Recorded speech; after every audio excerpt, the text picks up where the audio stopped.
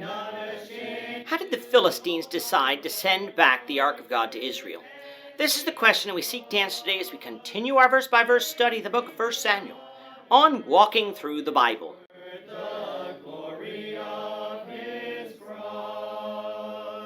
Today we're going to be discussing 1 Samuel chapter 6, verses 1 to 9. But before we do that, let's read the passage.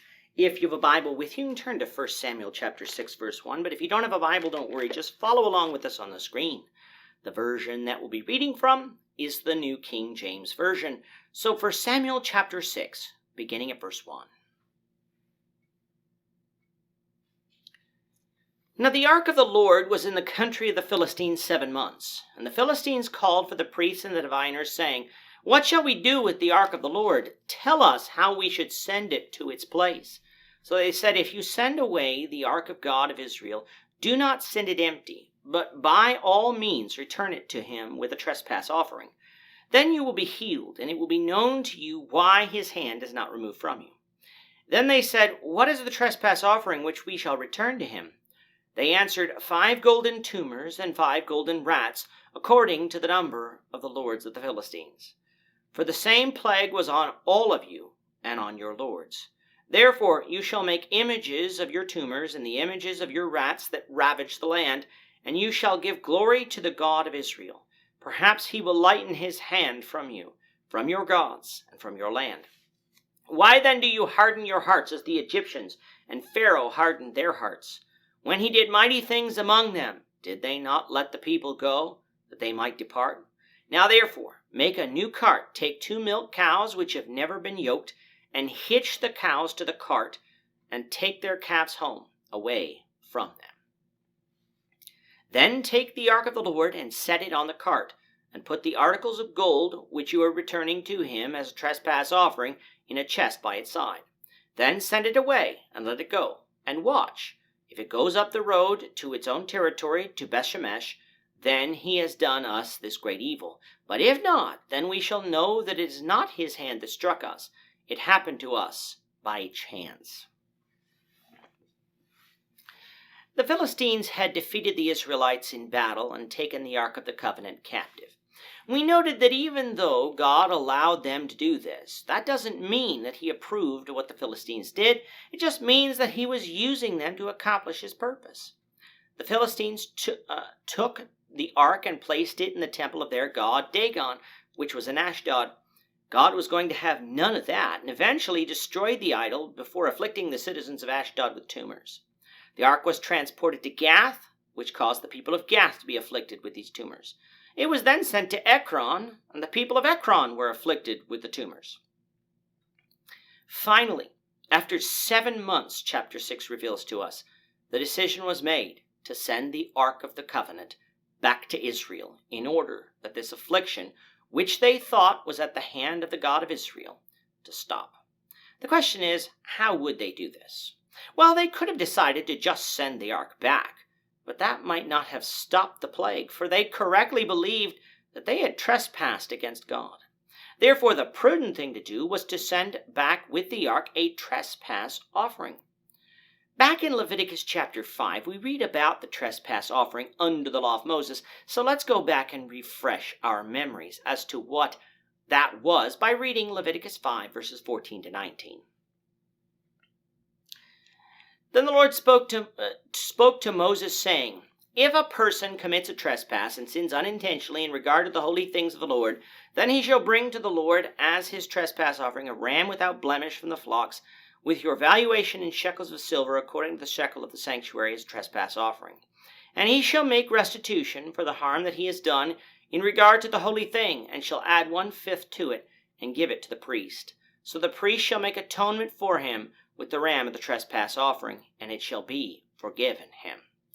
If a person sins and commits any of these things which are forbidden to be done by the commandments of the Lord, though he does not know it, yet he shall be guilty and shall bear his iniquity.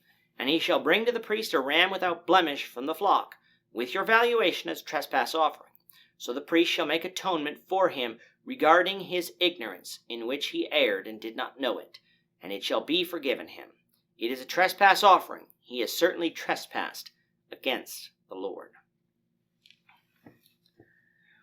of the reasons that the trespass offering would be offered was if someone had sinned unintentionally against the holy things of the Lord, the things devoted to the Lord.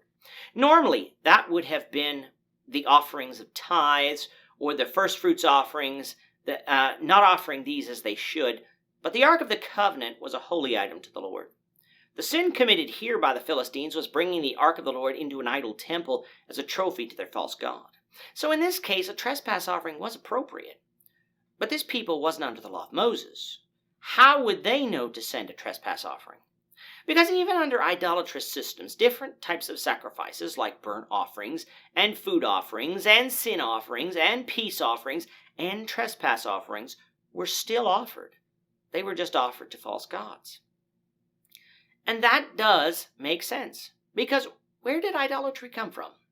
From a perversion of the worship of the true God, Jehovah. We saw sacrifices back in Genesis chapter 4, and when man went off into idolatry, the sacrifices didn't always change, but who they were offered to did. But since the Philistines weren't under the law of Moses, the trespass offering they came up with wouldn't match what Leviticus 5 said. But again, since they weren't under the law of Moses, God wouldn't have held them to that standard. He would have held them to the standard that they could meet, and sending the ark back to Israel with a trespass offering to him is one that they could meet. As to what they chose to send, it was a prevalent custom in pagan cultures to make offerings to the gods expressive of the particular mercy received. Thus, those saved from shipwreck offered pictures of the shipwreck. In this case, the Philistines decided that they would send images of tumors and images of rats or mice that seemingly accompanied this plague in order to appease God and get him to remove these things from their affliction. They were to give glory to God in this regard so that perhaps he would lighten his hand from them. They were not to be like the Pharaoh in Moses' day who hardened his heart lest the Lord make it worse. As for the ark, they were going to make a new ox cart, take 2 milk cows who had never been yoked, hitch them to the cart carrying the ark and the trespass offering, and then take the calves of these 2 cows away from them. They were to then send the cows away themselves. Because they took the calves away, it might have been expected the cows turn back towards their calves. If that happened, then all of the calamities that befell the Philistines was just a matter of circumstance. It wasn't from the God of Israel. However, if the cows go up the road towards Bethshemesh, one of the nearest Israelite towns to Ekron, then they could know that what had happened was by the hand of the Lord. What the Philistines did here shows us they still had some doubt as to what was going on. It sure looked like the God of Israel was afflicting them. But they had defeated that God, so they thought. Perhaps they had offended their God instead. We, of course, know the whole story, but we'll read that the Philistines found out the truth, the Lord willing, in the next lesson. With that, our time is up for today. The Lord willing, we hope you'll join us for tomorrow's discussion of 1 Samuel chapter 6, verses 10 to 21, as we continue our walk through the Bible, one verse at a time. Thank you for watching today's episode. We hope that you found it edifying and ask that you not only subscribe to our channel and podcast, but that you like and share this episode among your friends, so that the saving gospel of Jesus Christ can go out to the whole world.